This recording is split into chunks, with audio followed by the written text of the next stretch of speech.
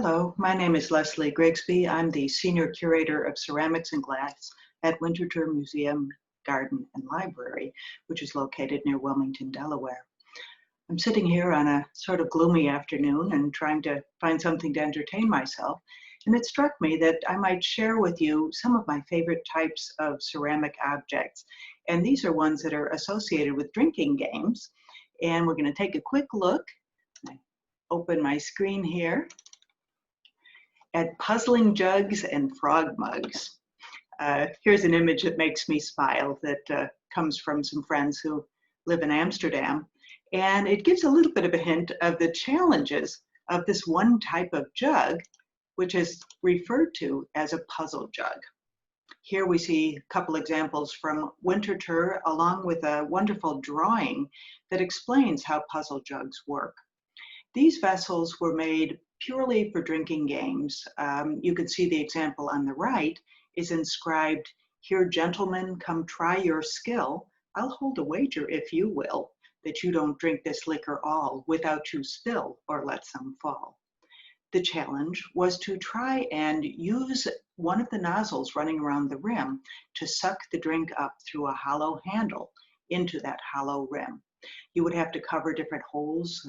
Some of the nozzles need to be covered. There's a hole underneath the handle that also would need to be covered in order to get some suction.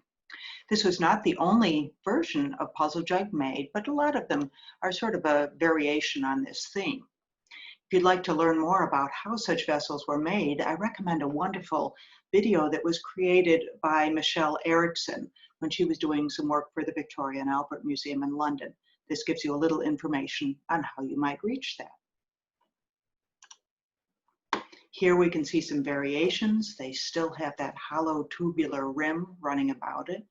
The two on the left are from England, and the one at the far left looks a little bit like it could have been a Pennsylvania German ware. Actually, though, it comes from the southwest of England, and it was made as probably a romantic gift or perhaps just a sign of friendship.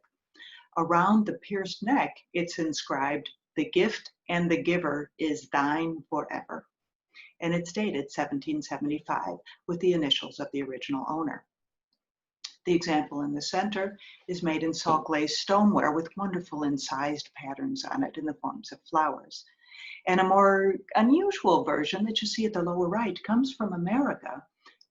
There don't seem to be a lot of American-made examples, but this one has a zillion little holes pierced around the rim, as well as having a sort of projecting nozzle that you can see pointing forward and to the left, and it has the hollow handle and spout. One of my personal favorites from Winterthur is this stunning puzzle jug that you see here, which is inscribed George Hatterton Acton Mill, 1814. And this piece has a donut-like belly to it, and in the center is a little teeny lion who's been put inside and peeks out at us. And we can see another wonderful drawing from the Crossley article here at the left, showing how such an object would have worked. Here is another type of puzzle jug that at first looks perfectly innocent.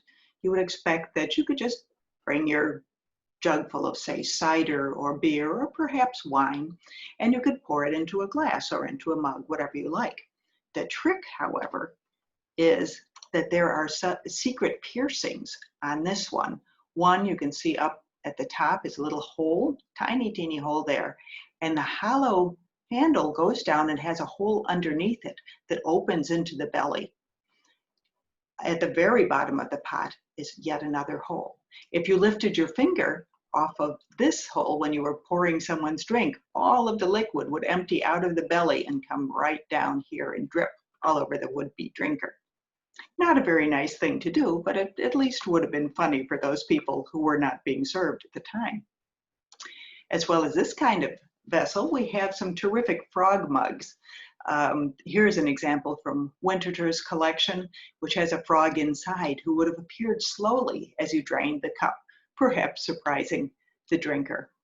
This one is wonderful and is quite well decorated. And another one, maybe just slightly later, is shown here. And you can see it has 3 mugs inside. It's a little bit stained on the inside, probably from that cider or beer. And the holes in these frogs probably made it whistle and bubble as it was emptying out.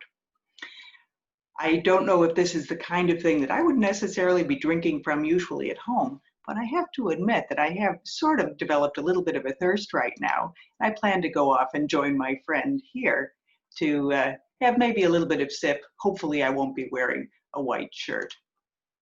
Nice thing is, since I'm at home right now, I don't have to drive anywhere, so a little bit of a drink shouldn't be much of a problem. I hope you have a wonderful rest of your day, and that at your next drinking adventure that maybe you have a little bit of fun too. Stay well. Bye-bye.